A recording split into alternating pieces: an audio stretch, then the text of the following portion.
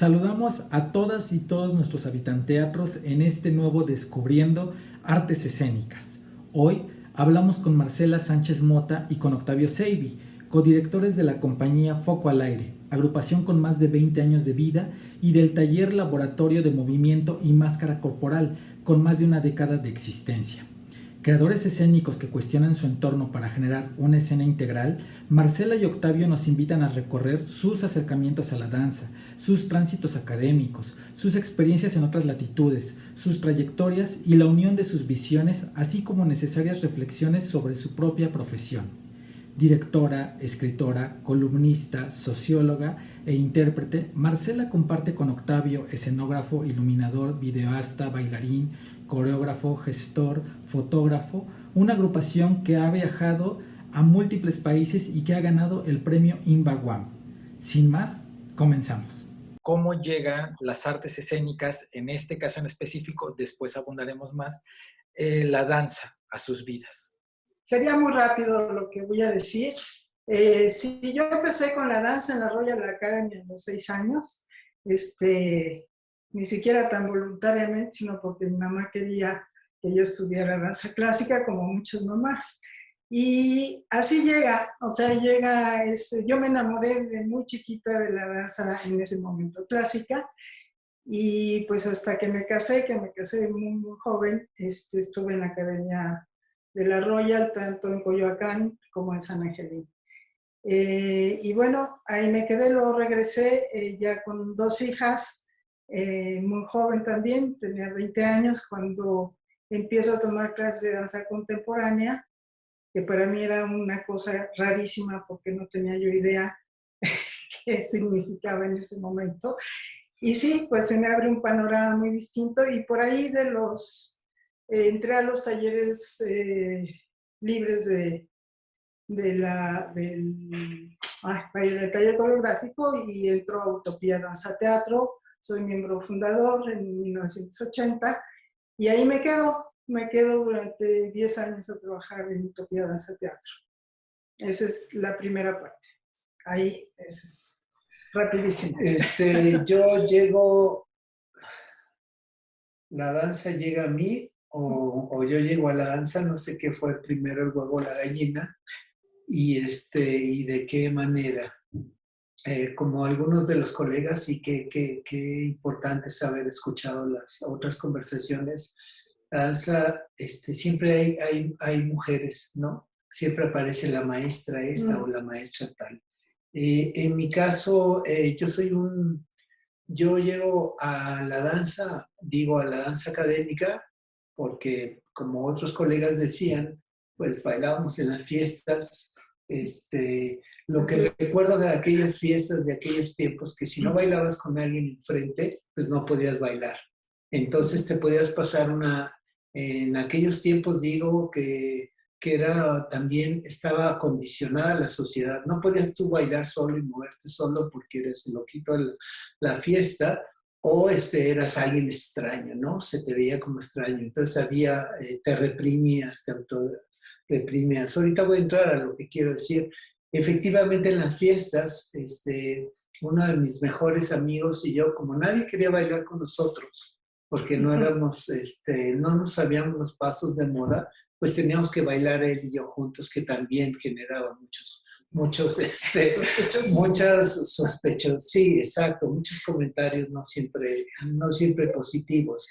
Y bueno, pues en las fiestas movíamos la cabeza, éramos medio punks, éramos medio fruto de los medios, y pues nos movíamos de manera distinta al pop norteamericano. Entonces, pues azotábamos las cabezas, movíamos el pelo que teníamos en aquel tiempo. Y bueno, es mi relación profunda con la danza es esa, ¿no? La libertad de mover el cuerpo y expresarte al ritmo de ciertas músicas. De hecho, llevamos siempre nuestros cassettes, y cuando se descuidaba el del sonido o nuestros discos, pues lo metíamos, separaba la fiesta, y la fiesta era para los que se incluyeran en ese momento. Bueno, y a la danza académica llego pues tardío. Yo hacía deportes extremos y esos deportes extremos era fútbol americano. Jugaba fútbol americano con equipo y todo. Jugué durante algunos años en semilleros de Prepa 6 de Cóndores. Y pues me golpeaba con un tipo todas las tardes de frente, recibía su mal aliento y su mala energía, y ahí me estaba golpeando porque trabajaba en la línea. Un buen día abrí los ojos y dije, ya no quiero hacer esto. Mi coach primero me aconsejó y después me amenazó de que no iba a hacer nada en la vida. Cuando me salgo de eso, empiezo a tomar clases de francés. No aprendo francés, ya me estoy alargando, perdón. No aprendo francés, pero mi maestra de francés me dice, oye, tú serías muy bueno para un grupo que tenemos de expresión corporal. Y entonces yo digo, ¿y eso cómo se come? ¿Qué es eso? Era una maestra de Bélgica. Entonces me trae unas fotos para tratar de convencerme, y bueno, yo veo gente haciendo así como árbol y vestidos de cosas, y no sé si lo entendí o no, pero dije, me gustaría probar. Y después le digo al mejor amigo con el que bailaba en las fiestas, que además era un excelente bailarín de todo, de barrio hasta la improvisación, y me dice, le digo, oye, hay esto, que no sé qué, pues vamos a ver, vamos a probar. Siempre probando, siempre indagando, siempre buscando otras posibilidades que no fueran las que teníamos directamente a la mano. Y dice, vamos a probar, le enseñamos, nos vuelve a enseñar las fotos y decimos, sí, cómo no, a qué hora ahí nos vemos. Y pues ella se tiene que ir de México porque su papá, que es embajador, le dice, salte de México porque va a haber un problema en no sé qué parte, bla, bla, bla. Y nos quedamos sin nada. Entonces, buscando grupos y todo, academias y todo eso, no encontramos nada cerca, solo las academias de ballet. Este amigo con el entusiasmo va a las academias y aquí dice, no, aquí hombres no, aquí ni allá, hasta que llegamos a la escuela, a la academia de ballet. Él llega a la academia de ballet de Coyoacán, donde hay hombres, y pregunta que si aceptan pues, hombres, y entonces pues estos hombres que van a cumplir 20 años ya son muy grandes para esa academia, pero alguien por ahí dice, oye, le dieron chance a fulanito tal, ¿por qué no dejas que venga? Bueno, ya vengan. Y el hecho es de que él estuvo buscando por academias, lo que es la compañía de teatro. Estoy hablando de Francisco Sosa 59, si no me equivoco. Del ballet, así ballet, el ballet de Coyoacán. Y bueno, ahí fuimos, fue uno de los días más ridículos de mi vida, y porque nos pusieron en short, en calcetines, en un grupo de niños que llevaban 3 años haciendo ballet, y pues nosotros éramos unos monstruos que veníamos de fútbol americano, los dos también, y ahí hice mi primer tango.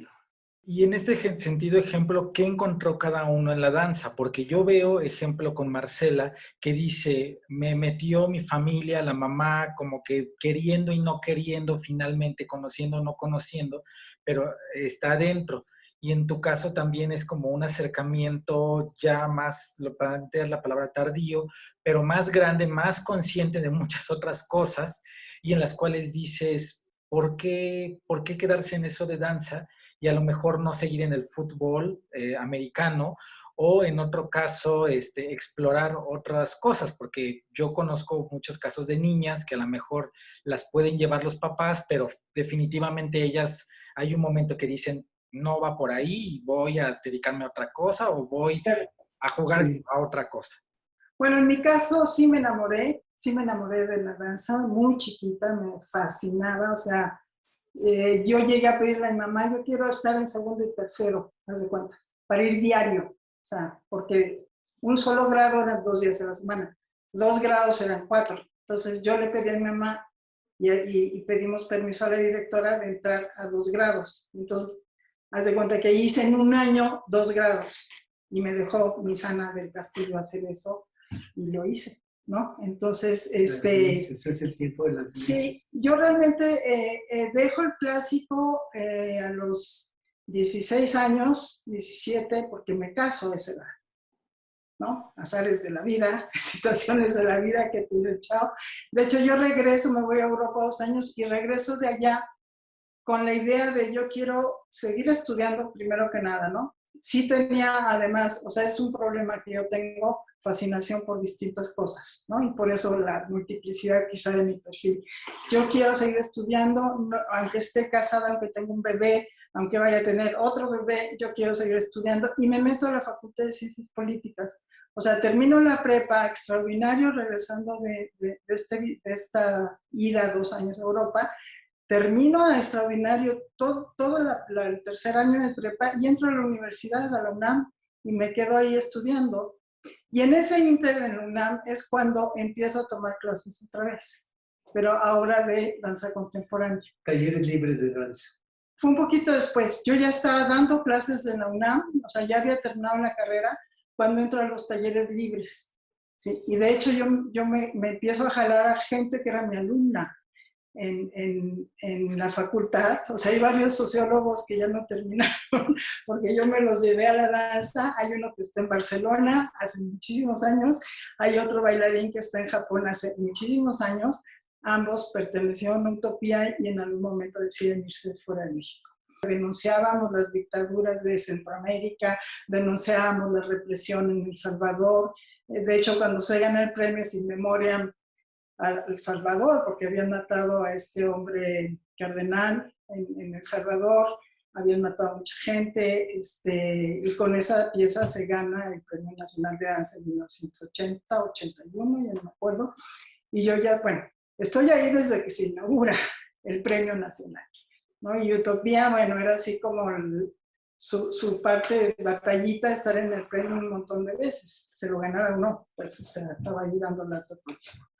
Entonces, bueno, yo me enamoro de la danza, pero también me enamoré de la sociología y también estoy enamorada del arte en general. Entonces, ahí está la explosión de cosas, pues, ¿no? Entonces, esa fue la otra parte, ¿no? O sea, ya en los 80 me enamoró de la danza contemporánea. Yo dije, no, fuera clásico, yo no quiero saber ya nada más que con la posibilidad de entrenarme, porque sí me entrené en clásico muchísimo tiempo, casi hasta hace 3 años. Mis padres eran amantes del arte y yo creo que por eso mi mamá quería también entrar al ballet.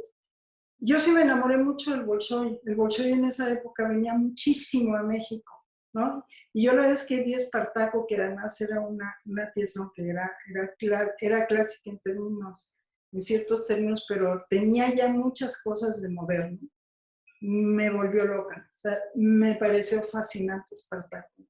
Entonces, sí, también hay una parte familiar que influyó muchísimo. O sea, yo recuerdo viajes de mis padres que lo primero que hacía mi papá y mi mamá al llegar a cualquier lugar era comprar boletos para el teatro, para el ballet, para los conciertos, y lo primero era ir en las mañanas al Museo de Arte Moderno, a los museos de arte moderno. Para mí esta escuela en arte moderno, en arte contemporáneo, en artes visuales, pero fortísimo, pues es algo que desde muy niña sí traigo como muy fuerte. O sea, sí creo, a veces siento que soy una artista visual frustrada, sí, es cierto. Que lo vuelcas en otras cosas, ¿no? Finalmente, ¿no? Y bueno, a mí hay un amigo inglés que pasó por México, que yo conocí en Cuba, después pasó por México, que decía, que le hacían la pregunta, ¿por qué entraste a la danza? Y pues todo el mundo en esa conferencia contando mil cosas, y él dijo, por mujeres, entré por mujeres. Y voy a mi respuesta inicial. Por mujeres. Por mujeres, o sea, cuando yo llego a ese lugar, hago el ridículo, pues hacemos el ridículo y todo, y pues nos salimos de ahí como completamente apabullados y decimos, esto no es para nosotros, este lugar ya estamos muy grandotes, nunca me había sentido adulto en otro lugar, en ese lugar, que estaba lleno de niñas. Pero en los otros salones había muchachos grandes, entonces era un lugar donde habíamos, en la academia, si habían 6 o 7 hombres, era muchísimo. Y ahorita cuentas algo que es importante. hay una generación que empezó tardía. Hay muchos bailarines que inclusive llegaron a bailarines principales en el clásico, que empezaron tarde, que empezaron tarde y con eso, no es que en mi casa hubiera un yugo de mis padres, pero mi papá nunca pensó meterme a mí a la danza, ¿no? O sea, no era una práctica, Como, como algunos tuvieron. Hay chicos que sus papás sí los llevaron a escuelas de danza, pero no era el común en México. En el caso de mi familia, no es porque hubiera algún prejuicio respecto a la danza, sino porque mis padres pues nunca pensaron que yo tenía algo que ver con la danza, ¿no? Esa lejanía de ver, pues, y además, como te digo, o sea, mi piel era una cáscara de cicatrices porque pues nos aventábamos, o sea, todo lo que fueran golpes, raspaduras y todo o sea, nos llamábamos los buscadores de peligro, ¿no? Entonces, te cuento que cuando llegué a ese lugar, eh, yo había escuchado mucha música durante mi vida. Mi padre fue un gran amante de las artes. Siempre hubo libros en mi casa, siempre hubo música y a mí la cosa de la música me llamó muchísimo. Más allá del entorno que cuento donde había muchas mujeres, había un piano sonando, había ensayos donde estaba sonando la música.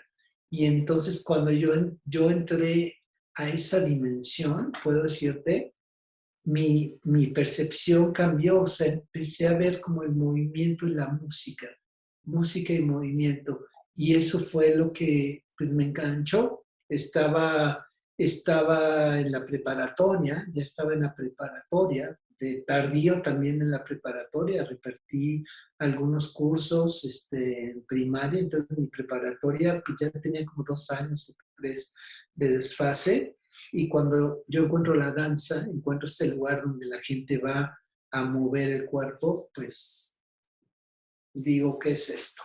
Nos vamos, nos vamos pues con la cabeza abajo y pues con nuestras shorts no, todavía no somos, como dice mi hermano mayor, Rolando dijo que usaba medias, ¿no? Que no quería usar medias. Mi hermano dijo el otro día, sí, hay 3 pantimedias, ¿no? Porque jugaba mucho con esto.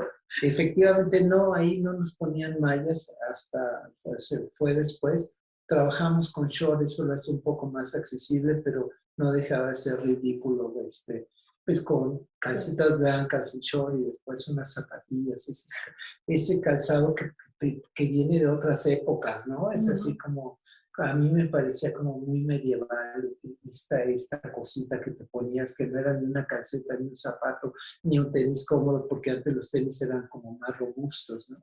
Entonces, todo eso fue cambiando paulatinamente, pero entré a una dimensión sonora y corporal. Eso sería el lugar que me abrió la cabeza. Y en este caso me parece algo interesante al ver sus biografías, que los dos estuvieron en Alemania. así es. Ahora, digamos, en diferentes momentos, me imagino, Sí. pero Ujú. estuvieron en Alemania y también hay por parte de Octavio, estuvo en Japón, en Cuba, México, hay una formación, en tu caso, Marcela, también. Si me pueden platicar un poco de esa formación en el extranjero, también estamos hablando de otra época en la cual no tenemos esta conexión que ahora podemos pensar y que justamente momentos como la pandemia nos hace ver qué es lo que está pasando en este preciso instante en China o en España, pero que a lo mejor en ese momento no era tan fácil estar en esta conexión globalizadora como ahora. Entonces, ¿cómo fue esa experiencia también en el extranjero? Y también qué les dejó como creadores escénicos. Sí, yo te platico rápido cuál es mi liga con sobre todo Europa. Sí, mis padres fueron muy viajeros. Sí viajé desde los 9 años a Europa, probablemente. Desde entonces conocí pues el Louvre y conocí varios museos con ellos y conciertos y teatro y demás. Y, y yo creo que sí impactó muchísimo mi mi entorno cultural, por así decirlo.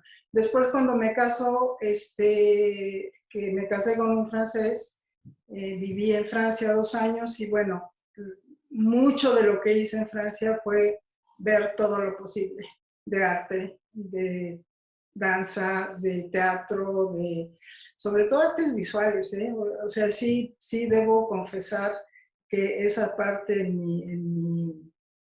mi historia es tremendamente fuerte, ¿no?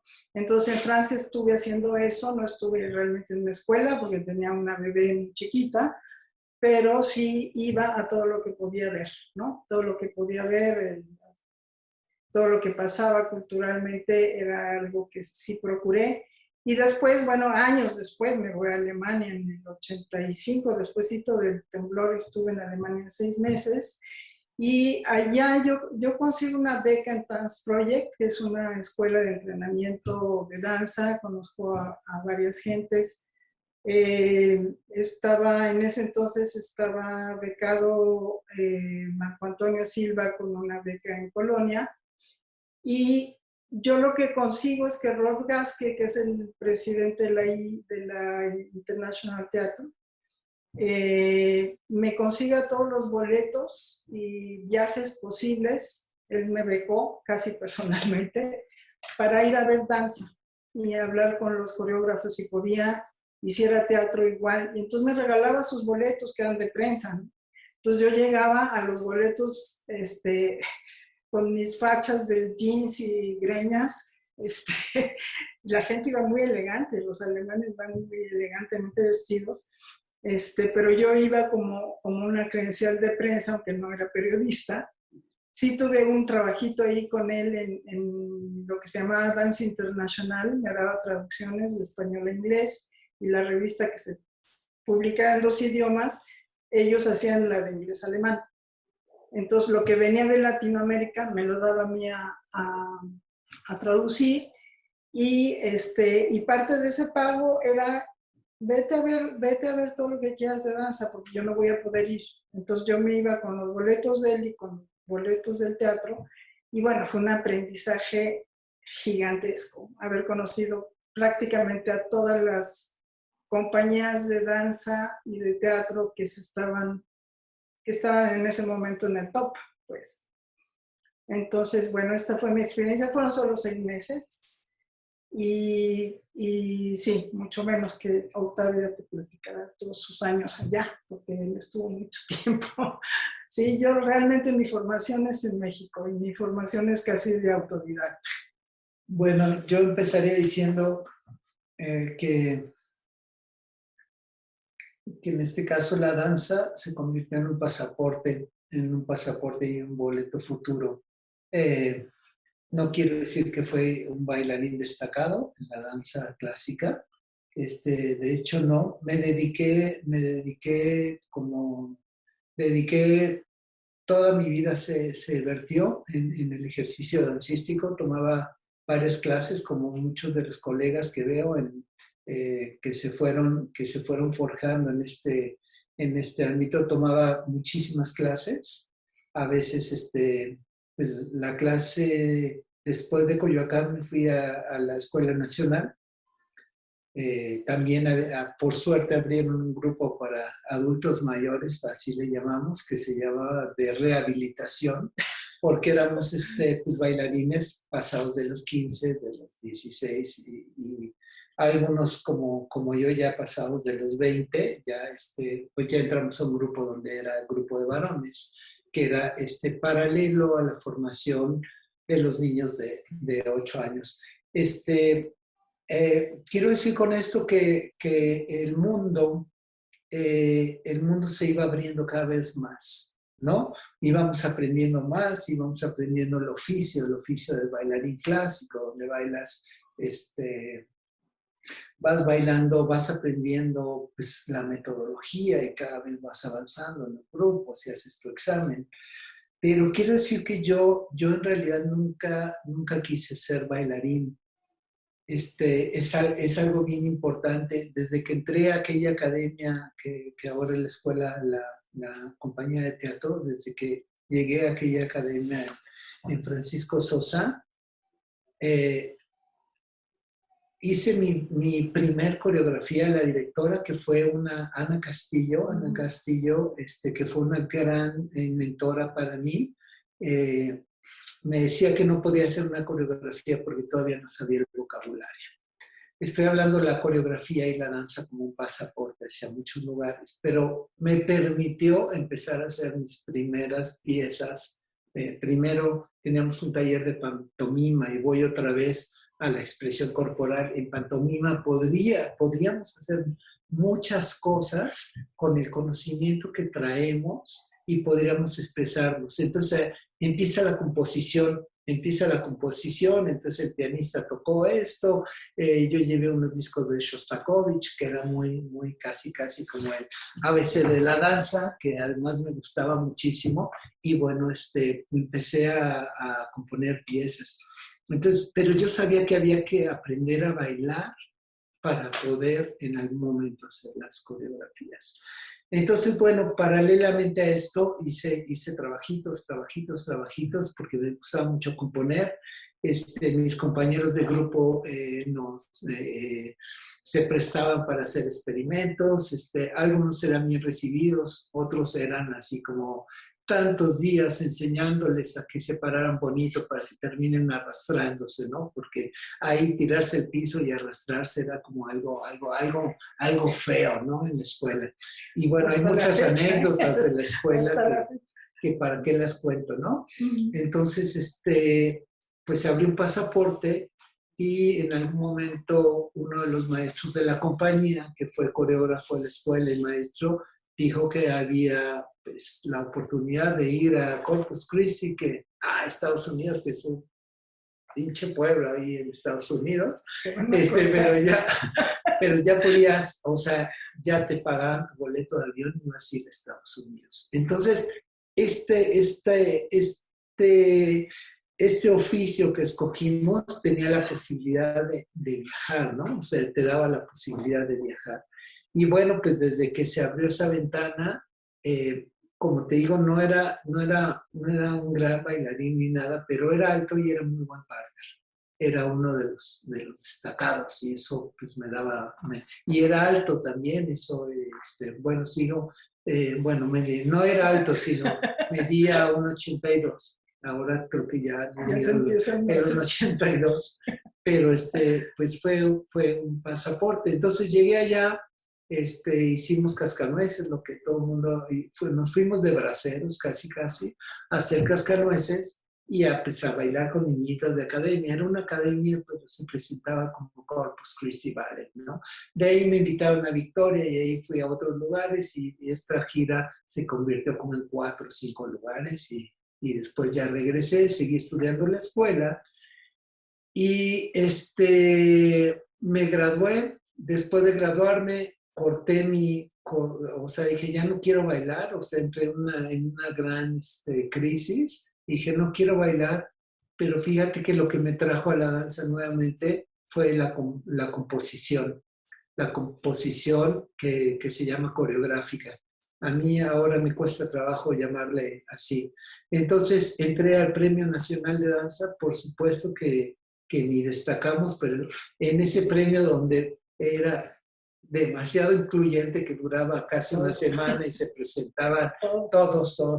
Yo digo que era como un festival de Día de las Madres, era un festival donde iban los profesionales. Pero eso, tuve algunos comentarios que a veces son chiquititos, pero son ganchitos que te permiten ir adelante. También tuve un comentario de Nelly Happy después de que presenté mi trabajo en la Escuela Nacional de Danza, donde me dijo, hay cosas muy interesantes en lo que haces, y pues me llenó muchísimo que una gran coreógrafa como es ella se haya tomado el tiempo de venir a conversar conmigo. Me empujó muchísimo. Y bueno, para no hacer larga la pregunta que me haces, este pasaporte continuó. Después de que llegué de Estados Unidos, estuve en la compañía temporalmente y llegó otra señora que estaba en El Paso y me dijo, ¿por qué no te vas al Paso? Ah, no, perdón, ya estoy checando los tiempos. Después me fui a Guadalajara, empezaron a invitarme en ciertas provincias. Guadalajara había un ballet muy bueno, hasta el día de hoy siguen formando bailarines excelentes. Y bueno, ahí estaba el chilango que te digo que era alto y parneaba bien. Y entonces pues me familiaricé con las compañías de Guadalajara. Después de ahí me conocí a los cubanos, ahí empieza, otra vez se vuelve a abrir el pasaporte, conozco a los cubanos, a grandes maestros como Raúl Gustavat, que paz descanse, su esposa, y empiezan a ver en mí que hay algo más, y llega Laura Alonso a México, hace el famosísimo Cubalet que hizo Laura Alonso a México, y Laura daba una beca, solo una beca, y ese año yo me colé en la segunda beca.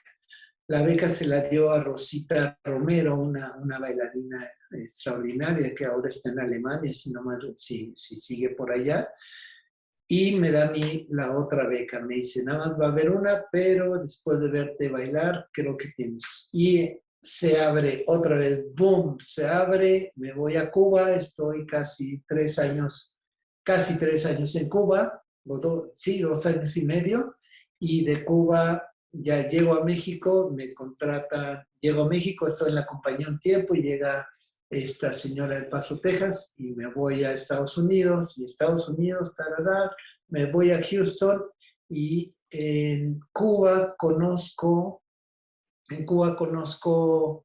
veo fotos de Pina Bausch y veo a señores como yo, porque yo ya me sentía como un señor, bailando y bailando cosas interesantes. Primero los veo en fotos y digo, ay, por primera vez veo una compañía donde hay gente grande, hay señores, ¿no? Yo les decía a los señores, esos señores con traje.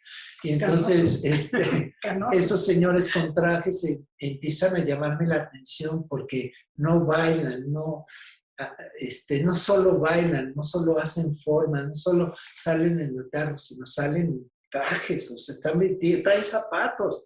O sea, ¿qué hacen señores en el escenario con zapatos y que hablan? Además hablan, y bueno, hay un teatro físico ahí que me interesa muchísimo.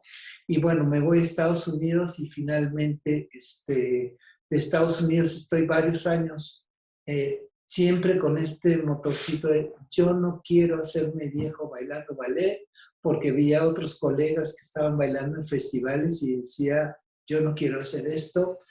Nos vamos al Impulse Dance, a un curso de verano en Viena, y bueno, empieza el largo viaje. Mi pareja en aquellos años, que no había sido aceptada en ninguna compañía y escuela, conseguimos que haga la audición en la Folman. Empieza a aparecer de Viena, empieza a aparecer Alemania, y resulta que esa Folman es la escuela de Pina Bausch, ¿no? Y es bellísimo cómo yo todavía decía, me voy a quedar unos años ahí en Estados Unidos bailando ballet, y haciendo eso y las coreografías, y ya se estaba perfilando una vida ahí en Estados Unidos, pues haciéndome maestro, ¿no? O sea, ya venían los tiempos, porque el ballet es muy cruel, el ballet es cruel y es un ballet de jóvenes, ¿no? A tal edad ya empiezas a convertirte en maestro, cosa que me gustaría discutir después. Bueno, el hecho es de que esta pareja se vaya y no la aceptan, pero después se queda un rato, y es una historia que no tiene que ver conmigo, pero para no hacer larga la historia, ahora ella es parte de la compañía de Pina Bausch. Entonces, cuando la acepta en la escuela, me pone la llaga en el cuello y me dice, ¿qué? ¿Te vas a hacer viejo ahí cargando niñitas de academia o niñitas de compañía? Y como yo ya le había contado ese cuadro, me dice, o sea, me dio durísimo, ¿no? O sea, me puso de muy mal humor, casi le colgué. y me dijo, ¿por qué no audicionas? ¿Por qué no te inscribes y entras a la Folvan? Pero yo ya tengo 30 y tantos años, o sea, nadie me va a aceptar. Y dice, pues aquí hay a un chico que tiene un año más que tú y está feliz aquí. Lo aceptaron porque aquí aceptan gente extraña. Es padrísimo porque dice, aquí aceptan gente extraña. Entonces yo digo, creo que yo soy uno de ellos. Y bueno, ya fui, hice la audición, me aceptaron, tuve que decir adiós a la compañía y todavía recuerdo Lutz Foster, el bailarín de Pina Bausch, que estaban todos ahí sentados, todos los señores ya estaban sentados ahí enfrente de mí, esos señores que yo había visto en revistas, de repente estaban examinándome ahí y yo era un bailarín de ballet de Hueso Colorado. Sí había hecho algunas tiradas al piso y todo, pero yo estaba así, era bailarín de ballet de Hueso Colorado. Y pues fui a hacer una audición y me dijeron, ¿tienes un currículum para estar en la compañía, en muchas compañías? O sea, ¿para qué vas a entrar a una escuelita? Y dije, yo quiero aprender lo que se hace aquí. O sea, yo he visto mucho trabajo de ustedes. Además, no les dije ni de Pina, sino de ustedes. Y quisiera aprender a hacer eso. Y entonces me dijeron, salte y ahorita te hablamos. Y empezaron los llantos, la gente lloraba, ven no sé qué. Y yo como soy Seibi, soy el último de la fila siempre. Al final me llamaron y me dijeron, vas a estar en la escuela, pero entras a una escuela, 36, 37 años, imagínate la danza, empezar una carrera nueva, o sea, empezar desde cero. Y pues ahí empieza el viaje, ahí empieza el viaje a Alemania. Ay, yo no te conté mi relación con Pina Bausch, pero te la cuento ahorita, no con ella directo, sino que yo empecé a ir, obviamente, porque me regalaba Rolf Gaske, que ya murió además también, sus boletos para ir. Entonces yo podía ir a ver a Pina Bausch tantas veces como quería. Entonces vi todo, todo. Me enamoré de Pina Bausch, así yo moría por ella y sobre todo por lo que hacía. Y claro, sobre todo me sucedía esto, ¿no? O sea, de repente era ver a gente que no importaba si era bailarín o no, pero con una energía y con una fuerza de expresiva. Y además, bueno, obviamente empiezo a enterarme de todo lo que dice Pina Bausch. A mí me importa cómo se mueve, o sea, por qué se mueven mis bailarines, no cómo se mueven, ¿no? Esa frase para mí fue así, ¡pum! ¿No? Esto es lo que importa, ¿no? Y además te voy a decir una cosa, Rolf Gaske, cuando invita a Utopía a irse para allá, lo que nos dice es que lo que están haciendo ustedes, Utopía, se parece mucho a lo de Pina Bausch. No lo habíamos visto, ¿no? Él determinó eso. Yo creo que estábamos todavía muy lejos de ser Pina Bausch, por supuesto, ¿no? Pero él encontraba alguna cosa conductora. En Utopía nos decían en ese entonces, es que si conoce el trabajo de Utopía ahora ha cambiado mucho. Nos decían los kamikazes de la danza. O sea, entrábamos a morir en el escenario, a morir, ¿no? Yo de hecho empiezo a entrar a esta cuestión de la máscara corporal, ¿sí? Como un medio de sobrevivencia emocional, porque salíamos de esas funciones hechos polvo emocionalmente. Físicamente, o sea, todos terminamos medio rotos, ¿no? Entonces, yo empecé a buscar clases de teatro y anduve por aquí, por allá y en no sé dónde y con no sé quién y por todos lados. Y de una manera muy casual, alguno de los, no sé si sepas quién es el Grupo 3. El Grupo 3 era una compañía de mimos, que les decían mimos porque no sabían dónde colocar lo que hacían, pero eran en realidad mascareros. Habían estado en la escuela de Lecoq. Y entonces ahí se estudia tanto máscara como mimo, como cosa corporal. Y eran buenísimos, buenísimos. Todos los años estaban en el Cervantino. Uno de ellos me ve en alguna pieza de Utopía. Me dice, oye, yo quiero que trabajes con nosotros. ¿Sí? Entonces yo en ese momento no pude porque tenía mucha chamba con Utopía, pero después, en un impasse que yo hice con las máscaras, con Utopía, este hombre me invita a hacer una pieza Me empieza a poner máscaras y yo así, ¿qué es eso? ¿No? Y me dice, no, es que tienes mucha intuición para manejar las máscaras. Vamos a darle. Bueno, está bien. Y llama a otros 3 mascareros que eran del PUT. Entonces empezamos a hacer máscaras y nos quedamos un año. Yo me retiro un ratito de Utopía, o sea, sí estaba en las cosas que estaban montadas, pero durante un año yo estuve 8 horas con ellos, trabajando las máscaras. Se deshace el grupo por angas o por mangas y me quedo yo con un grupo o sea, yo hago un taller de máscaras porque yo quiero seguir explorando por ahí.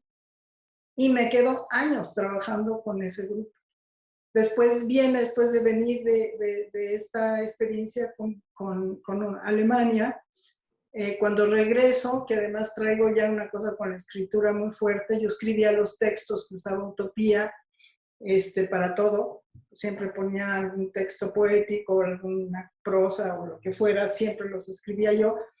Entonces, traigo muy fuerte la intención de querer escribir y aparte de hacer este taller y me quedo como mucho tiempo haciendo eso mientras mi estancia en Utopía empieza a ser, pues todavía hasta el 90 prácticamente estoy ahí y definitivamente me salgo en el 90. Se hizo aquí una escuela de teatro y danza, aquí en este lugar que es de nosotros ahora que lo usamos para la compañía, para Foco al Aire. En ese entonces fue una escuela de danza y teatro con la intención de generar intérpretes que yo quería mucho que eso sucediera y los que estábamos dirigiendo ese grupo que se llamó El Fauno, era ser bailarines que supieran hablar y que supieran actuar y actores que supieran moverse. O sea, ser intérpretes como integrales. Y desde entonces nace esa idea muy fuerte. Conseguimos reunir artistas plásticos para tener un fondo y este grupo que se llamó El Fauno trabajó aquí, no sé, yo creo que eran 12 horas diarias. Utopía tenía aquí su lugar, entonces eran, ¿cuántas horas? Como 20 horas diarias de actividad aquí, ¿sí? Parte era la escuela y parte eran los ensayos de Utopía, ¿no? Y así se trabajó 4 años hasta que se deshace El Fauno. Y yo me quedo ahí otra vez con otro taller de máscaras. Eso rápidamente. Y además todo esto era porque sentía que la máscara me daba la posibilidad expresiva que yo había visto con Pina Bausch. ¿Sí? No a mí personalmente, digo, aparte de a mí, ¿no? En mi trabajo escénico, sino a la gente que quería usar el cuerpo para expresarse. Que justamente me parece muy interesante porque puede uno darse cuenta de todas estas visiones múltiples que van formando y van creando su propio hacer, su oficio, por así decirlo, su profesión. ¿Por qué? Porque en tu caso lo dices, la escritura, la sociología, la máscara, pero también esta trayectoria con Utopía te permiten llevar eso a tu creación.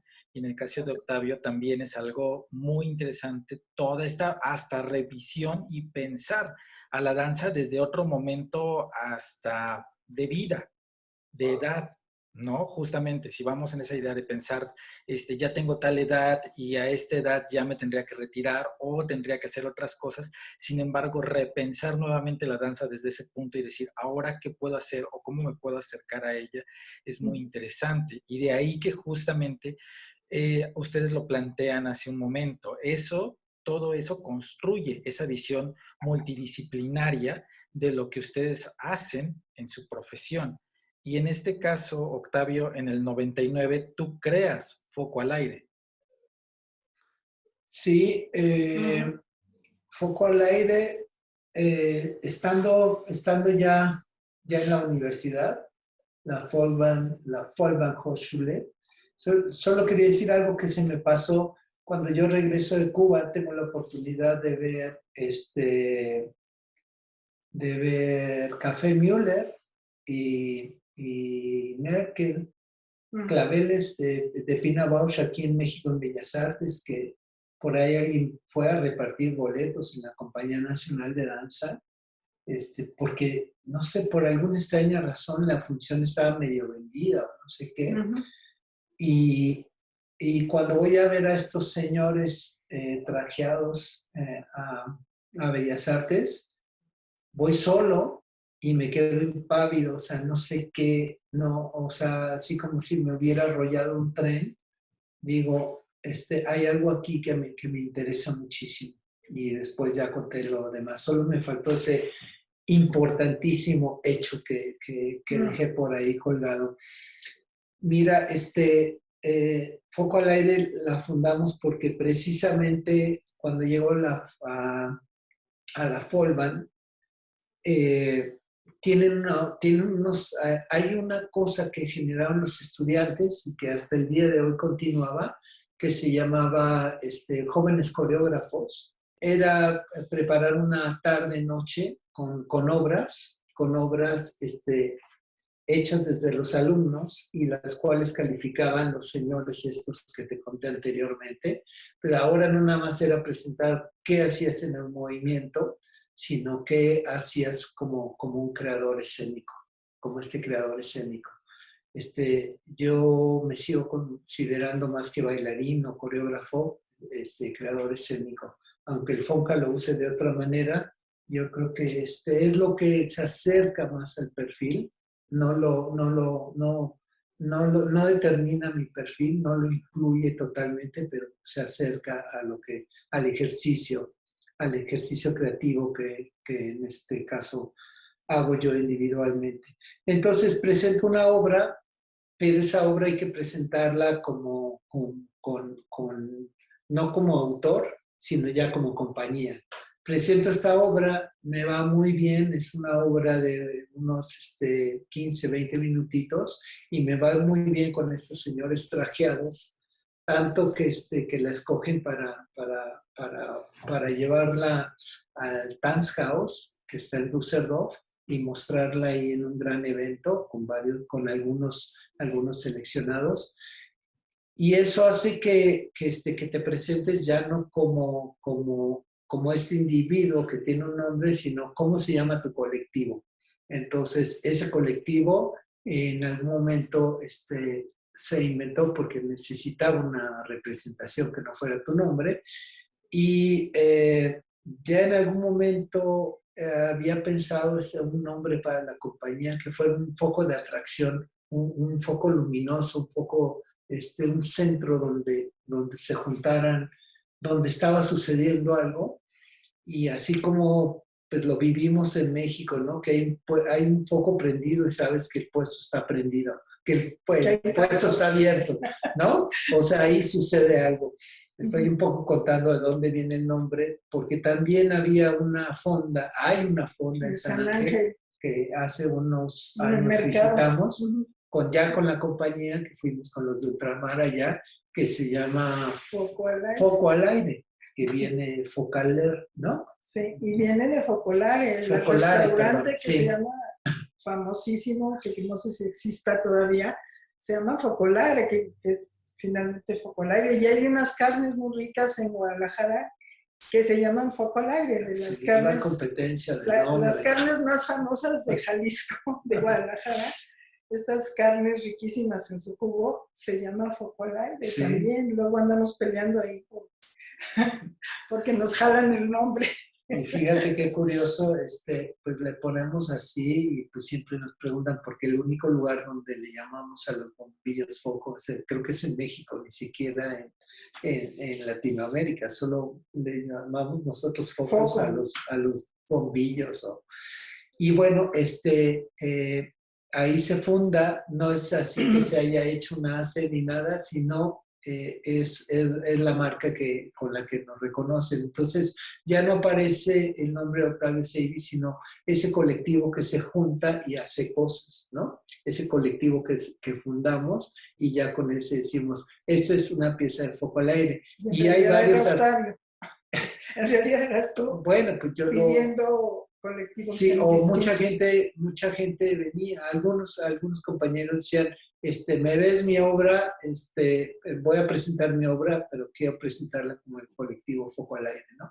Y entonces ahí nació esto en 99, en Alemania, que es cuando ya llegamos.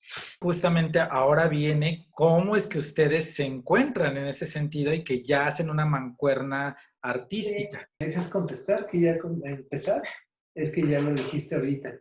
¿Qué dije? Es que Marcela acaba de decir que lo que más le importaba era la interpretación, cómo estos artistas escénicos interpretaban, ¿Por qué se movían? por qué se movían, Sobre todo, ¿por ¿no? qué se movían? Pero qué decían al moverse. Marcela y yo coincidimos, yo te voy a contar, no te voy a contar cómo nos conocimos, que también está muy bueno. No, sí lo voy a contar, pero después. En lo que coincidimos, sí, en lo que coincidimos Marcela y yo, y siempre lo repito, es en que queríamos que algo que faltaba en el entorno más inmediato era la interpretación. No estoy hablando de la danza, no estoy hablando del movimiento y las grandes manchincuepas, que es un bailarín, o lo profundo que puede ser. La interpretación, que en lo que coincidíamos es que había un trabajo de interpretación en danza, pero un trabajo que no comunicaba. Estamos hablando de comunicación, comunicación, comunicación. Ahorita que Marcela habla de las máscaras, ¿perdón? Sí, o expresión, ¿no? Sí. No se comunicas que expresan.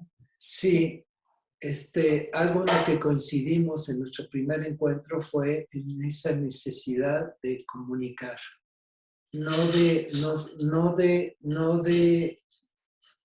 de veme y ve qué grande soy y a partir de ahí expreso.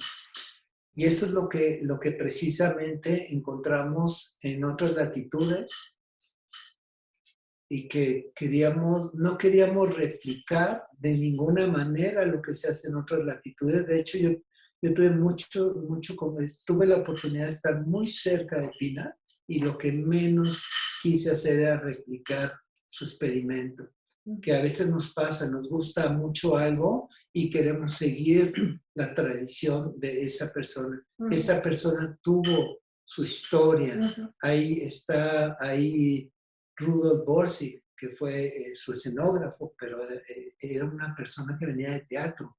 Ahí está la mancuerna de expresión. O sea, no es de que hubieran querido hacer danza teatro porque él era de teatro y ella era de danza. No, o sea, fusionaron conocimientos para hacerse preguntas, para decirse qué no les gusta. Y creo que Marcela y yo, con eso terminaría mi primera intervención. Marcela y yo coincidíamos en lo que no nos gustaba y parte de ello tenía que ver con lo que no expresaba la danza tradicional. Me van a matar muchos colegas, pero para mí esa danza ensimismada en el cuerpo, ensimismada en la intensidad de ese cuerpo, para mí había, y lo sigue habiendo, hay una incomunicación que a veces se vierte en un comentario: qué increíble bailas, eres magnífico con el cuerpo, tu cuerpo eres un poema. Y precisamente creo que nuestro trabajo viene de preguntarse, a veces es incómodo, lo sé, preguntarse cómo no continuar con esa tradición que, me atrevo a decirlo, domina el panorama de esta danza en México. Sí. Ya me voy a callar. Sí. Sí, no rápidamente porque no estoy saltando la mejor esta parte que dices, inclusive de la jornada. ¿Qué hice yo cuando me salgo de Utopía, que fue en los 90s? Me salgo aparte con una lesión en la columna muy fuerte, decido irme por otro lado. Seguí tomando clases, de clásico hasta 3 años, que donde me dijeron, sí, ahorita sí, ya, ¿no? Y en fin.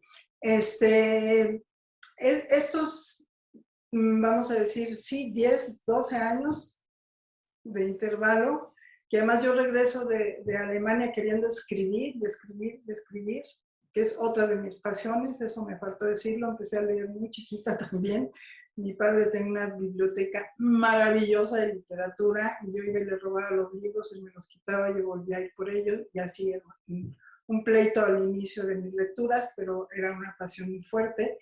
Y estos años empecé a tomar talleres literarios al mismo tiempo que escribía en la jornada semanal. De hecho, me invita a un escritor que me conoce y me dice, oye, ¿por qué no escribes sobre danza? Ya que sabes un montón de danza. Y le digo, y lo pensé mucho, dije, híjole, no, pues es que yo no soy periodista cultural, ¿no? Así me entraron las dudas, pero dije, va. O sea, creo que ensayista sí puedo ser en el sentido de que tengo los referentes, tengo otra pasión que tengo es el cine, entonces para mí también era ver cosas visuales y conectarlo con películas, con esto, con lo otro, con filosofía, con una serie de cosas. Y para mí fue un ejercicio inclusive de investigación sobre la danza misma, ¿no? Decidí escribir sobre todo de los grupos que me atraían más, porque era una columna de una vez al mes, y durante 6 años hice este trabajo que para mí fue de investigación. O sea, yo no escribía una nota si no había hablado con el coreógrafo, si no conocía por lo menos 4 o 5 de sus piezas, ya sea en vivo, ya sea en video, me la vivía en el teatro, viendo danza, y no me atreví a escribir de nadie que no hubiera visto su trabajo, ¿no? ¿Qué pasa? Que hay veces que se escribe así, ¿no? Se escribe como una sola pieza y creo que no es lo justo para un creador, ¿no? O sea, que se hable de una sola obra, ¿no? Hay que hablar del todo, ¿no?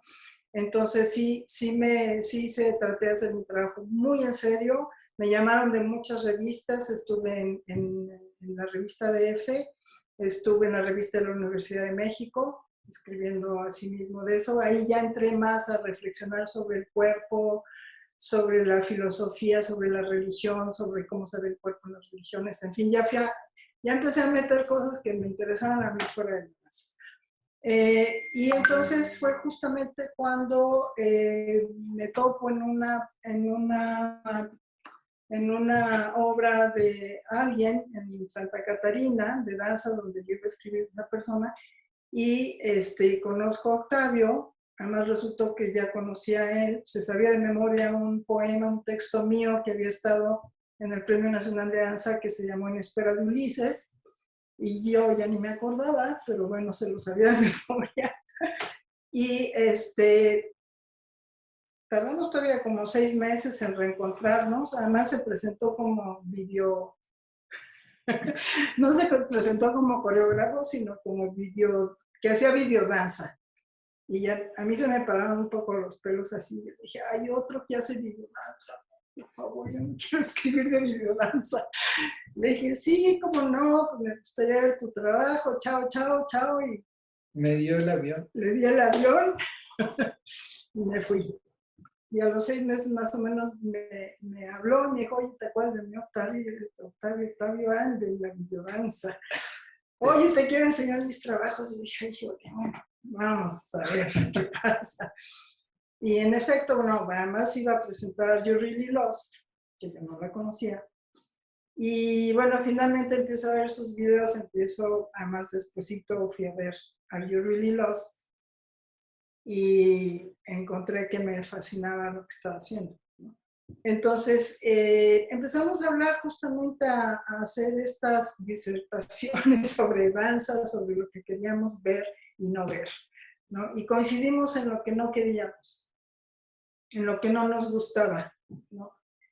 Y todavía sin pensar que íbamos a trabajar juntos en algún momento, aunque este loquito me llama a mí a que aparezca en escena en un premio nacional, y yo dije, estás loco, yo no estoy en escena hace 10 años, ¿no? No, pero sí que nos... Y bueno, cuando me habla de la propuesta, dije, no, pues está padrísimo, me encanta que vaya a hacer lo que va a hacer, ¿no? Y bueno, ya te platicará, o si quieres yo platico rápidamente, era una cosa con podadoras donde los bailarines lo que hacíamos era llevar podadoras y hacer una serie de pasos, era para el Premio Nacional. Y pues le cortábamos la cabeza ahí a todos los coreógrafos que se podían porque estaban sus fotografías puestas en el piso. Así fue, me dijeron irreverente, pero fue el premio, fue a la final de Bellas Artes. no ganó por irreverente. No, no estamos cortando precisamente cabezas. Es una metáfora. Sí, estábamos podando porque la idea es que si no vamos renovando, nos vamos quedando con viejas tradiciones y las vamos eternizando y siempre hablamos que el maestro no sé quién, que el maestro, que me parece, ya sé que me van a oír. Yo ya oí a los otros ya hablaron de lo que querían, ya sé que me van a oír los otros, pero cuando yo regreso aquí después de este viaje, encuentro que se sigue eternizando a los que ya son eternos, ¿no? O sea, solo faltaba juntar las llaves de tu casa para hacerle un monumento como Pedro Infante, ¿no? Y es incómodo, la tradición es tan fuerte de estas maestras que todo el mundo se dice maestro y maestra, ¿no? A mí me llama mucho la atención que no pueda dirigirte en algunos casos, y que son muchos, a la persona como tal y que los alumnos no puedan decirle, oye, Julio Sentíes,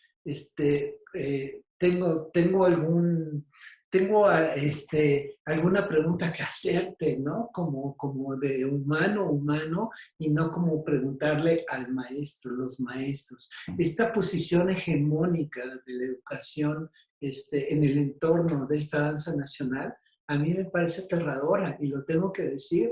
Me parece que esta pirámide donde están los maestros y siguen siendo los mismos maestros y aparecen muy pocos de las siguientes generaciones, no solo generaciones de menor edad, sino generaciones de sus colegas que no aparecen porque están los maestros y después de esa generación ya está la otra generación de maestros, impide hacer un ejercicio de creación y que haya más voces.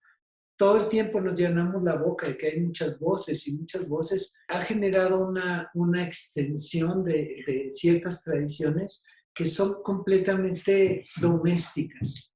Cuando me refiero a lo doméstico, son conocidos aquí y aquí han sido engrandecidos y eso creo que impide el flujo de nuevas visiones, de nuevas energías. Siempre es como si los maestros nos tuvieran que llevar de la mano y ellos darnos la venia para tú poder continuar o continuar con mi tradición, con mi manera de ser.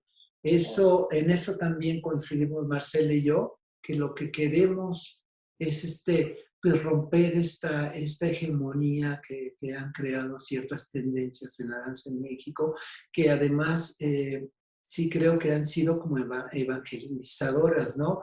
Todo el mundo va a aprender Graham en México porque la maestra Guillermina ya trajo el Graham nacionalizado a México y entonces para mí generó un retroceso terrible en nuevas posturas, nuevas visiones, porque si no bailabas lo que los grandes maestros o sus retractores bailaban, no eras nada. Siempre preguntando, ¿y tú de qué escuela vienes?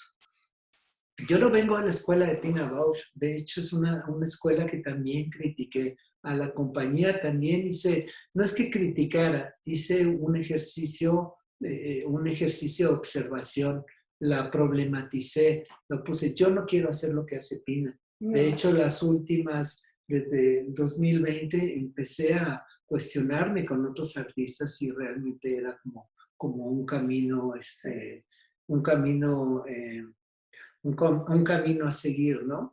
Entonces, cuestionaré siempre en mi entorno, cuestionamos no solamente con la palabra, sino con nuestro quehacer. Tratamos de que nuestro trabajo no se parezca al de otros ni a las tendencias que el mercado nos está pidiendo. Sí. Eso nos ha generado muchos problemas personales, a la compañía, porque como no continuamos con esa tradición a la cual hay que venerar Ulises, o se dice soterradamente, ¿no? Nosotros agarramos y decimos, oye, nosotros no queremos seguir con los homenajes a Guillermina Bravo, qué bueno que se los haga el gobierno y que nosotros no tenemos por qué continuar con ciertos homenajes a nuestras generaciones anteriores. Que eso es parte de lo que veo en este programa, ¿no? Y que la maestra no sé qué, sí, yo estoy muy agradecido con muchos de mis maestros, pero también creo que hay que romper con ello. Creo que hay que cuestionarnos y preguntarnos si lo que queremos hacer es continuar con esa tradición o saltarnos esa época e irnos a tradiciones que tienen que ver más con nuestro México, más con las raíces que tiene este país, que llevamos muchos años trabajando en ello, ¿no? O sea, como investigando, haciendo trabajo antropológico de dónde vienen las danzas, cómo se construyen. No es que vengamos y nos vistamos de concheros y lo traigamos y le metamos una mezcla de la llamada danza contemporánea. Cuestionamos muchísimo la llamada danza contemporánea, que sigue siendo una etiqueta que condiciona a la mayoría de las compañías. Nosotros no pensamos, y por eso también lo del nombre, ahorita que preguntabas, ¿no? Se funda Foco al Aire. También decimos Foco al Aire, danza contemporánea, nos iba a entorpecer cualquier creación que se saliera de esa idea de danza contemporánea. Bueno, Sí. Es que estaba contando como un poco cómo llegamos a pensar. Es que nos tardamos un poco finalmente en decidir, yo sobre todo en decidir regresar como creadora escénica, y me refiero primero, sí entré como intérprete, digamos, pero empecé a meter mi cuchara de muchas maneras, ¿no? De muchas maneras sobre lo que pasaba en la escena, ¿no? Y entonces ahí empezó un poco el trabajo conjunto, aunque no me decidí hasta que hicimos realmente de principio a fin la primera pieza, que fue Día de una Pasión, que también fue finalista en el premio. No es cierto, ahí nos descalificaron porque nos dijeron que nos pasamos de tiempo, cosa que no pasó, pero bueno, eso es otro cantar. Pero bueno, es una obra que ha tenido una vigencia de 10 años de trabajo, o sea, sigue vigente, no está en este momentito en cartelera, pero la llevamos a Praga hace 2 años todavía. Y donde yo sí le dije, es que mira, si no hay un trabajo que viene para mí de la interpretación de la máscara corporal como creadores expresivos de un cuerpo, yo la verdad no puedo trabajar, ¿no? Porque me es muy importante. Entonces lo que hicimos fue decir, ok, vamos a partir de dar un taller de máscara corporal y movimiento, y ahí empezamos a fusionar el trabajo. ¿Sí? Qué bueno que regresaste. Entonces, esto nos generó pues una manera nueva de poner en escena a estos intérpretes, a estos nuevos intérpretes, porque además vino gente de danza sobre todo, pero también vino por ahí un actor, o sea, empezó a generarse porque le abrimos sobre todo a artistas escénicos, inclusive a gente que no hubiera tomado nunca una clase de ballet. Nos escribían preguntando, oye, ¿y si nunca he bailado? No bienvenido. Importa, ven. Mejor, ¿no? mejor. Hasta mejor, porque te quito, no vas a tener ruido en la cabeza, ¿no? Entonces, esto fue buena parte, y bueno, los contenidos, ¿no? O sea, ¿de qué vamos a hablar, no? La búsqueda de un lenguaje propio entre los dos, ¿no? De la composición, o sea, todo lo que veas de nuestros trabajos en conjunto está decidido por los dos, está discutido por los dos. Y para mí ha sido bien difícil, ¿no? Porque de hecho cuando se habla de Foco al Aire, hay la idea de, es de Octavio. El coreógrafo. Decidimos dejarle el nombre porque, bueno, había un nombre ya ahí que estaba sonando y que iba a ser muy terrible decir, ya no se llama Foco al Aire, se llama no sé cómo, y pierdes de alguna manera una antigüedad que era importante, pues, dejarla ahí, ¿no? Entonces, eso personalmente me ha costado el que me hagan así un poco, ¿no? Tú no. Es de Foco al Aire y tú estás invitada. Llevo invitada 12 años, ¿no? de trabajo, y de trabajo donde pues vamos a seguir por ahí, ¿no? Pero bueno, regresando un poco a lo que te está diciendo Octavio, así, vamos, yo creo que la búsqueda de un lenguaje propio, y a veces yo personalmente lo que hago es no pienso en la danza, pienso en lo que, o sea, ya no es de ahí de donde quiero partir necesariamente, porque además en la máscara está implícito el cuerpo, ¿no? Pero si necesito que bailen, bailarán. Pero si en algún lugar, no sé si viste la audición en algún momento, en la audición que son, lo que hicimos fue usar la voz como máscara para que ellos crearan personajes nuevos, tenían prohibido ver al cantante, ¿no? Por ejemplo. Entonces ellos generaron personajes interesantísimos, guiados por nosotros, escogidos por nosotros. Llegamos a tener a 100 cantantes en nuestro material de trabajo, quedaron 20 y tantos, ¿no? Y por dónde van, por dónde van, por dónde van. Y ellos expresan con el cuerpo, con la mirada, o sea, hay un trabajo de mirada, hay un trabajo de cuerpo, hay un trabajo de expresión de esos cantantes, que sí en algunos casos sí bailan, porque además sí requerimos de bailarines en el sentido, y se los hemos dicho, necesitamos esa conciencia corporal que a veces un bailarín no, también la tiene que trabajar, ¿no? Porque se les olvida el dedito, se les olvida el codo, porque ya como se están moviendo ya es de otra manera. Y eso es lo que nos importa. O sea, ¿qué es lo que logramos en escena con ellos, no? Si se parece a la danza o al teatro, al no sé qué, a mí, digo, creo que no nos interesa ponernos etiquetas, ¿no? Por eso ya Foco al Aire es de artes escénicas, ¿no? A veces nos dicen, ay, pero es que no es ni danza ni teatro, ¿quién sabe qué están haciendo? Y qué bueno, estamos haciendo lo que estamos haciendo, pues. ¿Quieres ponerle una etiqueta? Pónsela. Yo no se la voy a poner, ¿no? Pero que no sea restrictiva, que esa etiqueta no sea como no eres esto ni lo otro, entonces tache. O como ¿Qué no ha juegas, pasado? no juegan a esto. Marcela, qué bueno que dices esto, porque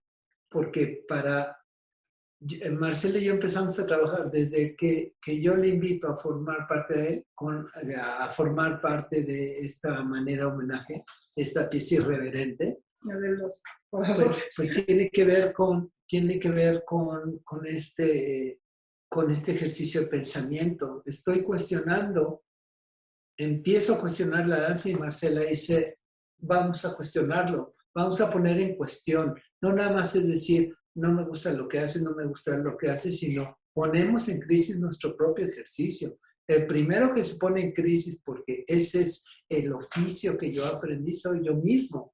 Porque cuando digo eso, creo que no va por ahí, estoy aniquilando toda una carrera que se supone que va hacia un lado, ¿no? La expresión del cuerpo, el movimiento, la coreografía. Desde hace muchos años yo digo que no soy coreógrafo, pero me he tenido que poner esa etiqueta porque si no, no puedo pedir un sistema nacional de creadores, porque está limitado. O sea, Marcela no puede pedir un sistema nacional de creadores porque es probable que algún coreógrafo diga, no, tú no eres coreógrafa. ¿Por qué? Porque tú no haces coreografía. Y entonces yo tampoco hago coreografía. Esa no es mi finalidad. Aprendí coreografía, pero no me considero coreógrafo. Es una pequeña parte de todas estas herramientas en las cuales nos hemos interesado individual y colectivamente, ¿no? Entonces, a lo que voy con esto que me estoy yendo, cuando empezamos a trabajar, todo el tiempo estamos cuestionándonos sobre lo que hacíamos. Nada nos satisface. Cuando estábamos armando esta pieza de manera homenaje, Marcela venía y me incomodaba porque hacía preguntas que me incomodaban realmente. Oye, aquí estás hablando de esto, estás incidiendo en esto demasiado, y entonces me ponían a pensar más allá de mi pequeño cuadrito, de mi pequeña imaginación, y entonces al día siguiente venía con una respuesta y le decía, oye, el otro día dijiste esto, pues vamos a discutir horas y horas, hablar, que es el mismo, curiosamente es el mismo ejercicio que hacemos ahora, Ulises. hablamos horas y 24. horas y estamos cuestionando los trabajos anteriores. Terminamos un trabajo y entonces decimos, eso fue eso y ahora qué viene. Y después de los de ultramar, que es una procesión, que hay un baile, que hay un trabajo de máscara, ya sin máscara, la máscara ya está acá atrás, o sea que la bomba estalla, empezamos con un trabajo completamente distinto al de los de ultramar, que es la audición. Mucha gente dijo, no, yo ya no los voy a ver porque a mí me gustó más los de ultramar. No, le gustaba y Idea ahora, de una Pasión también. o Idea de una Pasión, ¿no? Que tiene mucho más movimiento.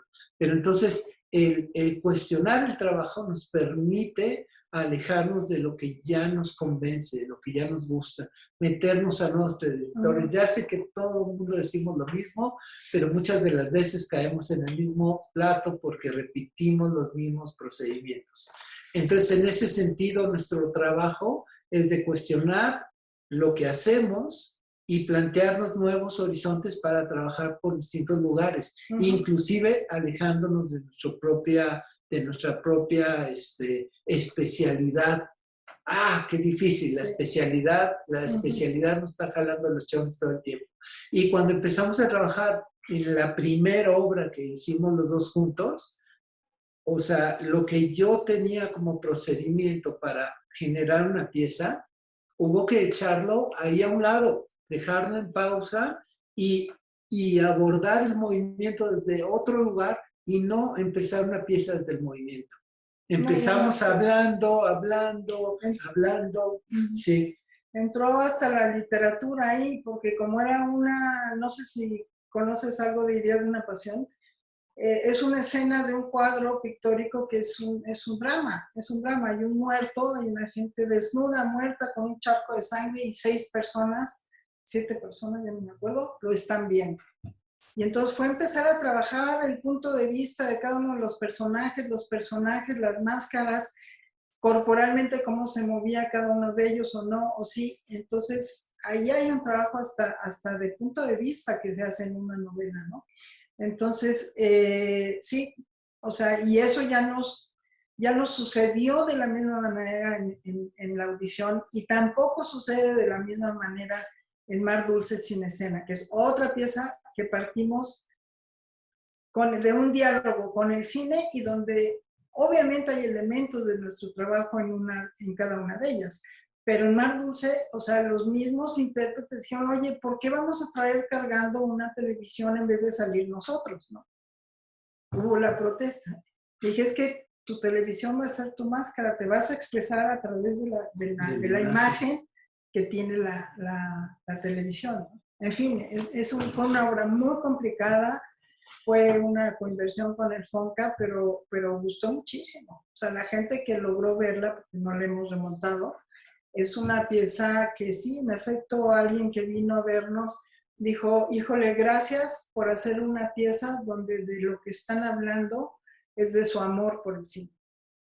No nos vinieron a enseñar de cine, ni mucho menos, vinieron a dialogar y a resignificar escenas del cine, ¿no? Entonces será otra cosa, tendremos que retomarla en algún momento porque no hemos podido justamente por las giras que tuvimos, o sea, es un trabajo que requiere muchas horas y ni dinero ni tiempo, ¿no? O sea, ese es un problema. Y terminaría diciendo, ahorita regreso a tu pregunta y regreso a esto que nos tiene aquí, que es la danza.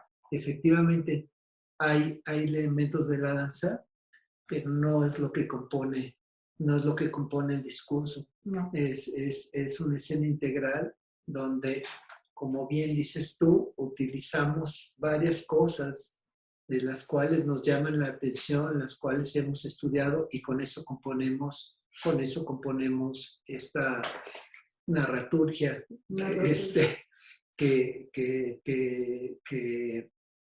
que no sé si sea que defina nuestro trabajo o la resultante de esto, ya no es la danza es un elemento menor.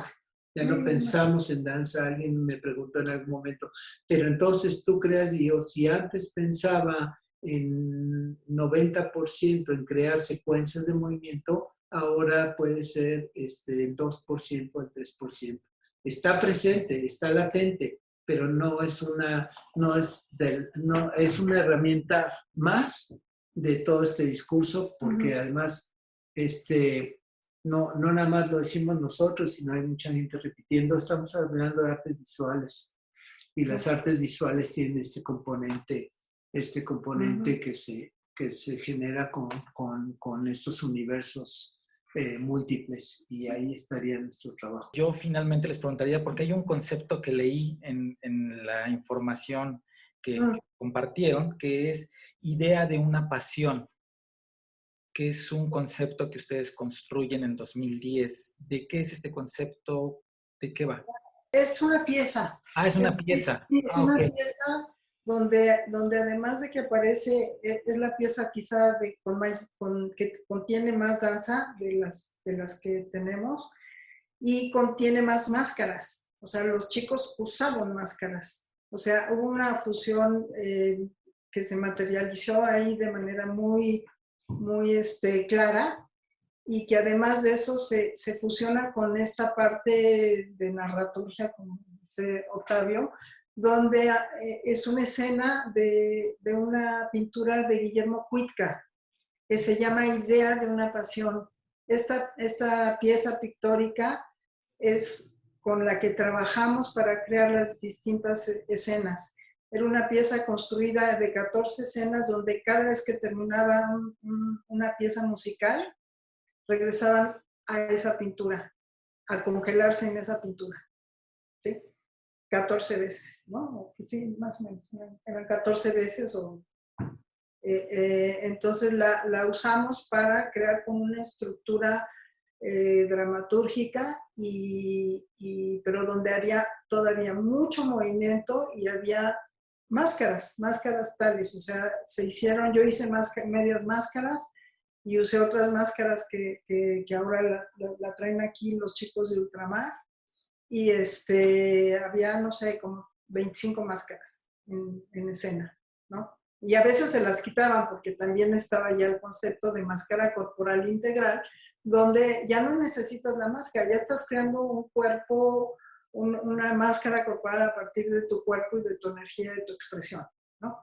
Que se concreta muy bien en los de Ultramar, que no sé si, ya la has visto en vivo y demás, ¿no? Y entonces, bueno, los de Ultramar ya son un concepto de máscara corporal integral, completa, que además, como dice Octavio, baila. Y además están expresando fundamentalmente con el cuerpo, con el gesto, con todo, ¿no? Y bueno, ya hay un trabajo que algún otro día platicaremos, hay un trabajo de investigación que hemos tenido Octavio y yo a partir de los talleres, de cómo la energía, y eso sí viene de una experiencia que hemos tenido los dos en los talleres, cómo la energía contenida que se genera a partir de las emociones es una bomba de fuego, ¿sí? Entonces, eso que descubrimos en los talleres lo pusimos en los de Ultramar. Y la mirada, ¿no? Y la mirada, como en la mirada un espectador puede adivinar lo que está pasando con ese individuo o con ese intérprete, ¿sí? Entonces, en la audición hay un trabajo de mirada muy, muy fuerte, y en todas las piezas que hemos estado generando tiene que ver con la mirada. Esto también es un aprendizaje del cine. O sea, cuando tú ves un gran actor, tú le ves la mirada y ya te está diciendo todo lo que le pasa, ¿no? Los grandes actores, no todo el mundo. Pero es un aprendizaje que viene también de esa observación del cine, ¿no? De ese gusto por el cine que también tenemos los dos, y que lo hemos llevado, digamos, a estos talleres de exploración, que vivimos eternamente en talleres de investigación y exploraciones, digamos, talleres laboratorio, pero estamos constantemente en ellos.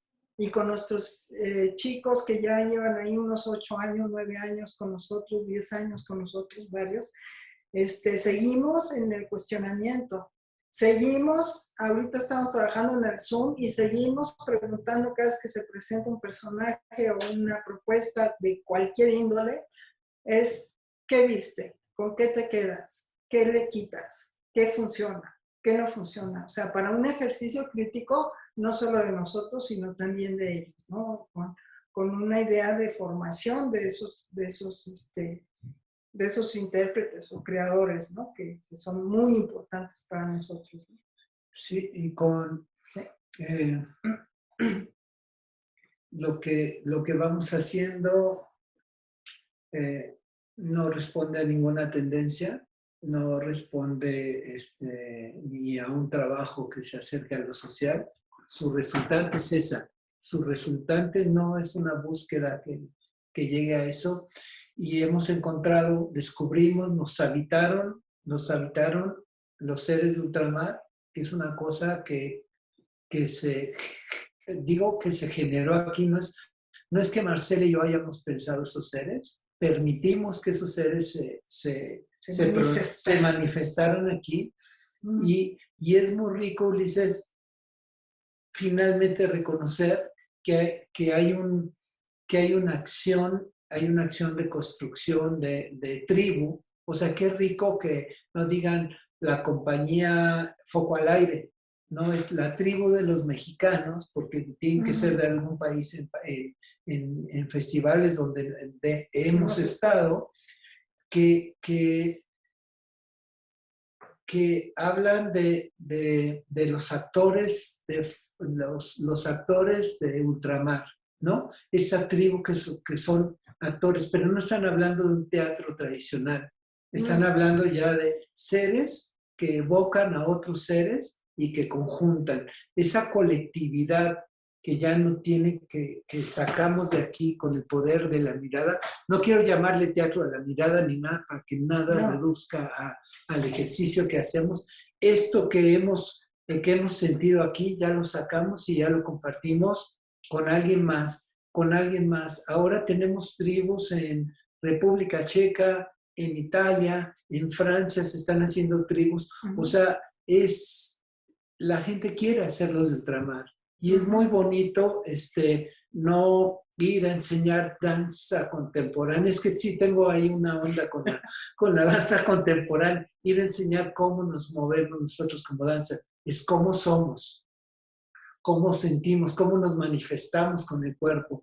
Y creo que esta hegemonía del teatro verbal, del teatro de palabra, del teatro que dice, que habla, que sentimos que el teatro comunica y que no solamente se necesitan las palabras y los grandes discursos, hablados o dichos, para hablar. El cuerpo está recobrando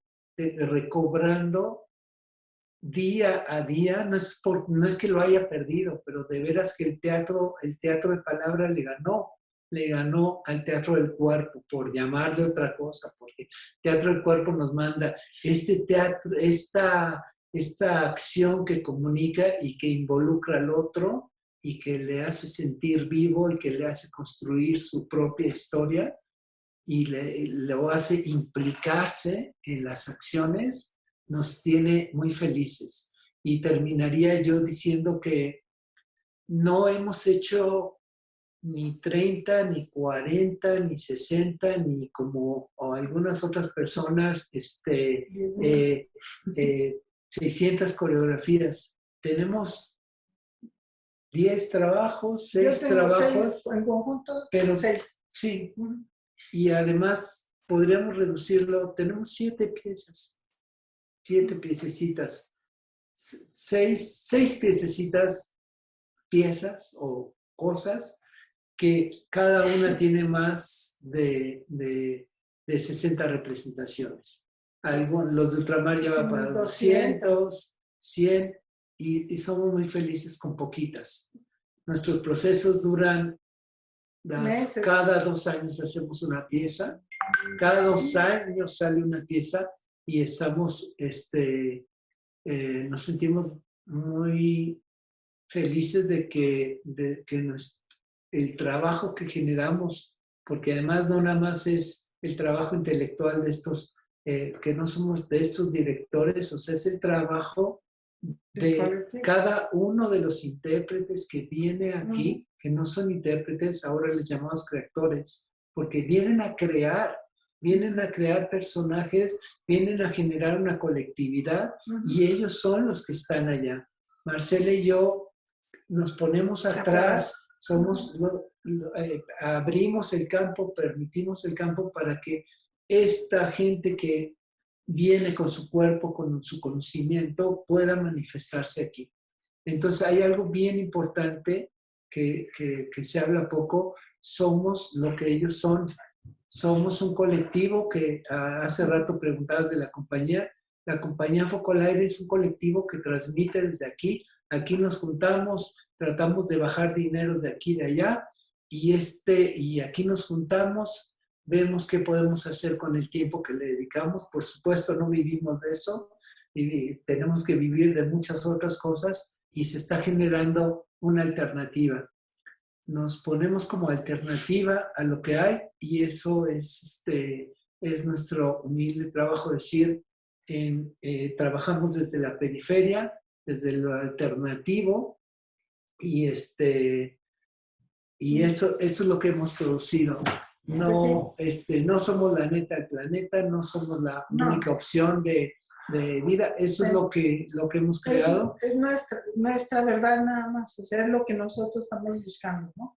O sea, qué mal que hubiera muchos como Focolaire, ¿para qué? ¿No? O sea, cada quien tiene su camino, su búsqueda, y simplemente estamos en lo nuestro. No es lo verdadero, no es la neta, por supuesto que no. Y además de eso, o sea, sí creemos mucho en ciertas posturas, desde el que no nos digan maestro ni maestra, hasta otras muchas cosas, hasta que los chicos siempre estén opinando sobre lo que sí, sobre lo que no, sobre lo que, etcétera. Hay decisiones que a veces sí tenemos que tomar nosotros porque somos los responsables, digamos, del asunto, pero hasta ahí, ¿no?